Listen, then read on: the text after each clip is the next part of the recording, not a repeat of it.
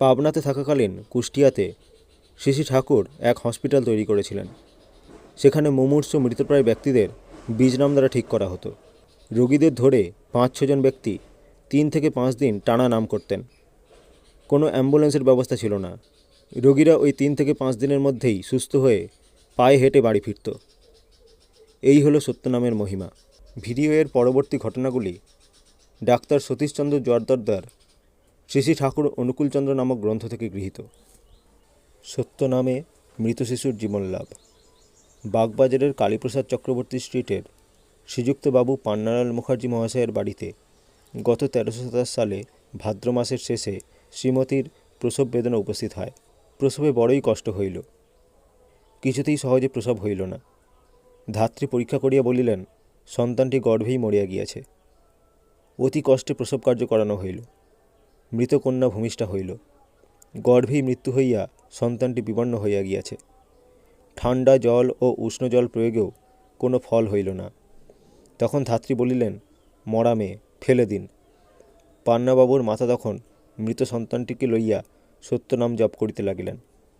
আর প্রার্থনা করিলেন, ঠাকুর, মেয়েটি মরেছে তাতে কোনো দুঃখ নাই, কিন্তু তোমার নামে যে কলঙ্ক হলো তা আমার সহ্য হবে না। এইরূপে অর্ধঘণ্টাকাল নাম করিবার পর দেখা গেল মৃত শিশুটির বর্ণের কিঞ্চিৎ পরিবর্তন ঘটিল। নীলবর্ণ ছিল রক্তাভ হইল। তখন তাহারা খুব নাম চালাইতে লাগিলেন। মেয়েটি ক্রন্দন করিয়া উঠিল।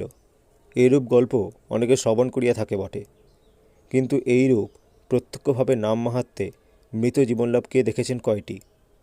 আমরা এই সত্যনামের প্রভাবে এবং শ্রী ঠাকুরের কৃপায় মাঝে মধ্যে এই প্রকার ঘটনার প্রত্যক্ষ করিবার সৌভাগ্য লাভ করিয়াছি। কেহ কেহ কুর্তর্ক ছলে বলিতে পারেন, কন্যাটির মৃত্যুর কিছু বাকি ছিল, মৃত্যুটা ঠিক সম্পন্ন হইয়াছিল না, তাহাতে সে বাঁচিয়া গেল। কিন্তু ঘটনা সচক্ষে দর্শন করিলে আর ওরূপ তর্ক আসিবে না। আর এটি একটি নহে, অনেক স্থলে এরূপ ঘটনা দৃষ্ট হইতেছে।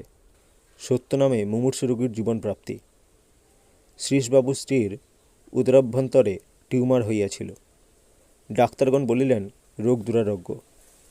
একদিন আকস্মিক ঘটনাবশত তাহার ছোট কন্যার পদাঘাত লাগিয়া সেই টিউমার আবার পেটের ভিতর ফাটিয়া গেল। তখন আরও ভয়ঙ্কর কাণ্ড হইয়া পড়িল। তাহাতে রোগীর পেরিটোনাইটিস নামক সাংঘাতিক ব্যাধি উপস্থিত হইল। তিনি মৃতপ্রায় হইয়া পড়িলেন। বড় বড় ডাক্তার বলিলেন, বাঁচিবার কোনো আশা নাই। সেই রাত্রেই মৃত্যু নিশ্চয় স্থির হইল।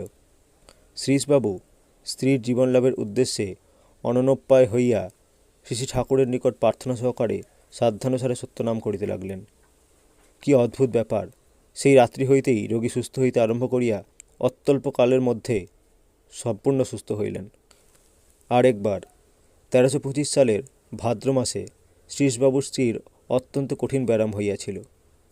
কুষ্টিয়াতে শ্রী শ্রী বিশ্বগুরু আবির্ভাব মহোৎসবের ঠিক সমসময়ে ডাক্তার গোকুলবাবু এবং আমি রোগীর অবস্থা আশাপ্রদ নয় মনে করিলাম। রোগিণীকে কলকাতা পাঠাইতে বলা হইল। শ্রীশবাবু তখন উৎসব কার্যে এত ব্যস্ত যে স্ত্রী মরিয়া গেলেও সে সময় কলকাতা গমনে তিনি অসমর্থ। তিনি তাহাতে সম্মতও হইলেন না। অনেকের অনুরোধে শ্রী ঠাকুর একবার গৃহমধ্যে গমন করিলেন। তিনি রোগিণীকে দেখিয়া বলিলেন, ভয় কি মা, খুব নাম করো, নামের বলে সব হতে পারে। তখন এই সত্যনামের শক্তিতে অতি সত্বর সেই উৎসবের মধ্যেই তিনি আরোগ্য লাভ করিলেন। যাহাদের বিশ্বাস ছিল বিনা চিকিৎসায় এরূপ হইতে পারে না, তাহারা বিনা চিকিৎসায় নাম মাহাত্ম্যে এই রোগারোগ্য ব্যাপার দর্শনে বিশ্বাসী হইয়া পড়িলেন। এক সময় শ্রীশবাবু এজমারকে আক্রান্ত হয়ে অনেকদিন খুব কষ্ট পাইতেছিলেন। শ্রীযুক্ত হরিশচন্দ্র রায় উকিল মহাশয়ের কুষ্টিয়ার বাড়িতে শ্রী ঠাকুর আসিয়াছেন। আমরা বহু লোক তাহার দর্শন মানসে সেখানে উপস্থিত হইয়াছি। শ্রীশবাবু সেখানে উপস্থিত। আমাকে দেখিয়া শ্রী ঠাকুর বলিলেন, আপনার আর গোকুলবাবুর সঙ্গে আমি কথা বলবো না। আমি বললাম, কেন? তিনি বলিলেন, আপনারা থাকতে শ্রীশদা এমন ভুগছেন, আপনারা সারিয়ে দিচ্ছেন না। আমি বললাম, তিনি তো কিছু জানান নাই। তিনি বললেন, জানাবেন আবার কি? আপনাদের কর্তব্য, না জানলেও তাকে সারিয়ে দেওয়া। যাক সে কথা, এখন একে সারিয়ে দিন তো। আমি বললাম, তা কী করে হয়? এত শিগগির হতে পারে না, আর আমার সঙ্গে তো কোনো ওষুধ নাই, বাড়ি থেকে ওষুধ এনে দিই। তিনি বললেন, না, এখানে থেকে একটা ওষুধ যা হয় দিন না। আমি বললাম, যা হয় একটা দিলে তো হবে না, এত শীঘ্র সারার ব্যাধি নয়, তাতে এখানে বেশি ওষুধ কিছু নাই। তিনি বলিলেন, যা হয় একটা দিয়ে এখনই সারিয়ে দিন।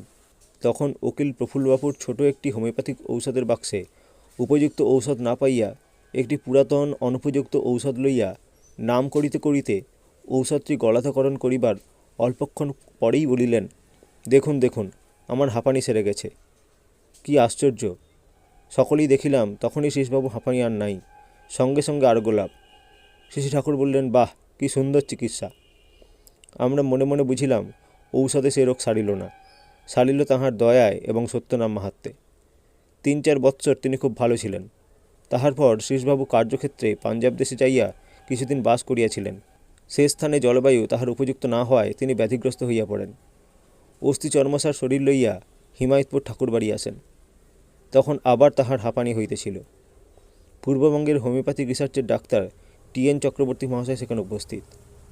শ্রী ঠাকুর বলিলেন, দেখুন ত্রৈলোক্যদা, শ্রীশদাকে একটা কিছু দিয়ে এখনই সারিয়ে দিন তো। ডাক্তারবাবু বলিলেন, আমি এমন কি দিমু যে এখনই সারবে? এমন তো কিছু আমি জানি না। শ্রী ঠাকুর বললেন, আহা, যা হয় একটা দিন না।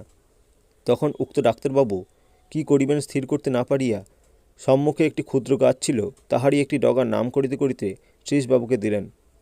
শ্রীশবাবুও নাম করিতে করিতে সেইটি খাইয়া ফেলিলেন এবং সেই দিনই রোগমুক্ত হইলেন। সেই গাছের সেইরূপ কোনো গুণ কেহ জানে না, ওই ডাক্তারবাবুও জানেন না। আর সেই গাছের কোনো গুণ থাকিলেও তৎক্ষণাৎ রোগারোগ্য হওয়ার সম্ভাবনা বড় কম। তখন ব্যাপার কাহারও বুঝিতে বাকি রহিল না। নামে মরা মানুষ বেঁচে গেল। রাতুলপাড়ার শ্রীযুক্ত শ্রীকান্ত সহকার মহাশয়ের ভয়ানক পীড়িতাবস্থায় সপরিবারে কুষ্টিয়াতে রহিয়াছেন। গুরুভ্রাতাগণ প্রাণপণে যত্ন, শুশ্রূষা ও চিকিৎসার ব্যবস্থা করিয়াছেন। বড় বড় MB, LMS ডাক্তারগণ রোগীর জীবনের আশা নাই বলিয়া জবাব দিয়াছেন। হোমিওপ্যাথিক মতে চিকিৎসা করিয়া আমিও কৃতকার্য হইতে পারিলাম না। রাত্রে মুক্তারবাবু, বীরেন্দ্রনাথ রায় ও আমার কম্পাউন্ডার শ্রীমান উপেন্দ্রনাথ দে রোগীর শুশ্রূষা ও প্রহরায় নিযুক্ত হইলেন। তাহারা খুব নাম করিতেছেন। নিশীথকালে শ্রীকান্তের প্রাণপক্ষী দেহপঞ্জের পরিত্যাগ করিল। এত রাত্রে প্রকাশ করা উচিত নয় বিবেচনায় তাহারা চুপ করিয়া রহিলেন। পরে তাহারা পরামর্শ করিলেন যে এই সত্য নামে অনেক মুমূর্ষ এবং মৃত ব্যক্তি বাঁচিয়া গিয়াছে, ইহাকে নাম দ্বারা চেষ্টা করিয়া দেখিলে হয়। এই বলিয়া তাহারা প্রাণপণে নাম করিতে লাগলেন এবং তাহার মুখে একটু চরণামৃত ঢালিয়া দিলেন। রজনী প্রভাত হইবার সঙ্গে সঙ্গে শ্রীকান্ত আবার বাঁচিয়া উঠিলেন। আনন্দের আর সীমা নাই।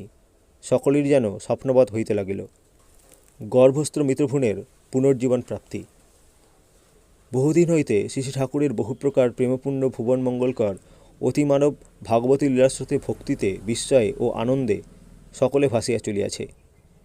অশ্বিনী কুমারের স্ত্রী গর্ভবতী, প্রায় 6-7 মাস কঠিন রোগাক্রান্তা। ডাক্তার গোকুলবাবু চিকিৎসা করিতেছেন, আর আমি রহিয়াছি তাহার সহকারী স্বরূপ। একদিন আকস্মাৎ প্রসব বেদনা উপস্থিত হইল। দুর্গন্ধ স্রাব নির্গত হইতে লাগিল। গোকুলবাবুর, আমার ও আরও 2 জন ডাক্তারবাবুর পরীক্ষায় ও বুদ্ধিতে স্থির হইল যে গর্ভে সন্তানটির মৃত্যু ঘটিয়াছে। শীঘ্র প্রসব না করাইয়া দিলে প্রসূতির অনিষ্ট হইতে পারে। সহজে গর্ভ হইতে ভ্রূণ নিঃসারিত করবার উপযুক্ত ঔষধ রোগিণীকে সেবন করিতে দেওয়া হইল। ডাক্তার গোকুলবাবুর বাড়িতে সেদিন মধ্যাহ্নে ঠাকুরভোগ। প্রসাদ গ্রহণান্তে ভক্তগণ অনেকেই শ্রী ঠাকুরের নিকটে সমুপস্থিত। অশ্বিনীর বাড়ি হইতে সংবাদ আসিল তাহার স্ত্রীর অবস্থা সংকটাপন্ন।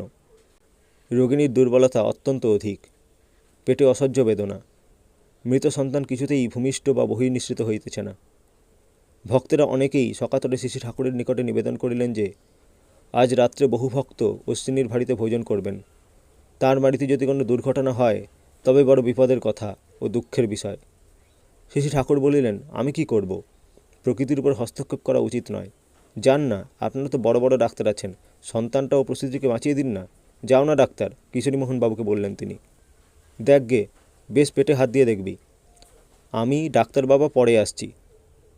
অশ্বিনীর বাড়িতে সকলেরই আগমন হইল। দেখা গেল সত্যই সন্তানটি পেটের মধ্যে মরিয়া গিয়াছে। কিশোরীমোহন নামময় হইয়া রোগিণীর উদরীপরি হস্তার্পণপূর্বক ক্ষণকাল পরে বহির্বাটিতে গমন করিলেন। শ্রী ঠাকুর বলিলেন, কীরকম? বলা হইল, ছেলে মরে গিয়েছে। তিনি বলিলেন, দেখুন তো আরেকবার। আমরা বলিলাম, আর কি দেখব? রোগিণীর অবস্থা শোচনীয়, সন্তানটি পেটের মধ্যে মরে গিয়েছে।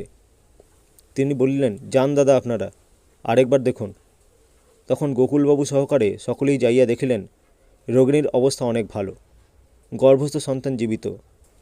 বক্ষাকর্ণন যন্ত্র দ্বারা ভ্রূণের হৃৎস্পন্দন শব্দ স্পষ্ট শ্রুত হওয়া গেল। কিশোরীমোহন বলিলেন, ছেলের মরাও সত্যি, বাঁচাও সত্যি। তখন গর্ভমধ্যে সন্তানের অঙ্গ সঞ্চালন পর্যন্ত বুঝিতে পারা গেল। সকলে বিস্ময়াবিষ্টভাবে গমন করত শ্রী শ্রী ঠাকুরের নিকট উপস্থিত হইলাম। তিনি বলিলেন, আপনারা সবই পারেন। আমার ডাক্তার বাবা খুব ভালো ডাক্তার, দেখুন ছেলে বাঁচিয়ে দিলেন। তারপর 2 মাস পরে ছেলে ভূমিষ্ঠ হয়। এখন সে পরমপিতার কৃপায় জীবিত থাকিয়া আমাদের সেই স্মৃতি জাগ্রত করিয়া দিয়া দেখাইতেছে, মানব, তোমার জ্ঞান, বুদ্ধি, যুক্তিতর্ক, বিজ্ঞান ও শাস্ত্রের অতীত আরও অদিষ্ট অজ্ঞাত শক্তি আছে। যে শক্তি বলে সে জীবন লাভ করিয়াছে। জগতে অসম্ভব কিছুই নাই। ভ্রম তাহাদের যাহারা অবিশ্বাসী।